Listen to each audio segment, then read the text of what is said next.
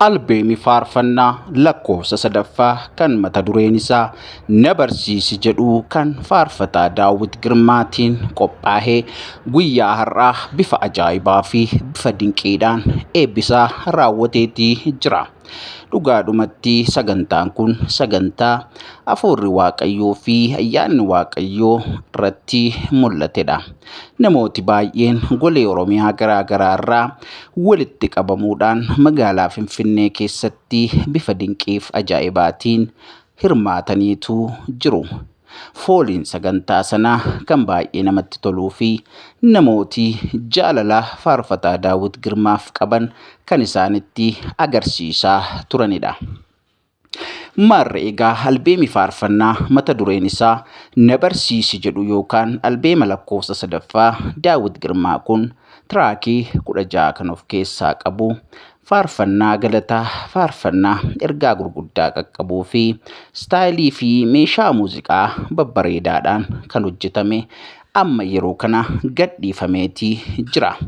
Maarree egaa hundumti keessan iddoo garaa kallattii garaagaraan dhuftanii warri eebba kanarratti hirmaattan Waaqayyo isin haa eebbisu, Waaqayyo isin haa kabajuu jenna. Kun egaa kabajaa fi ulfina guddaadha. Faarfataa Daawit Girmaa qofa osoo hin taane ijoollee hundumaaf hamilee kan ta'edha. Egaan eebba kanarratti faarfattooti garaa argamuudhaan yeroo isaanitti Waaqayyoon waaqeffachaa turanii fi yeroo bareedaaf gaarii ture jechuudha. Egaa sagantaan kun namni baay'achuurraan kan ka'e namooti baay'een hanga ala dhaabbatanitti sagantaa kana hirmaataniitu jiru.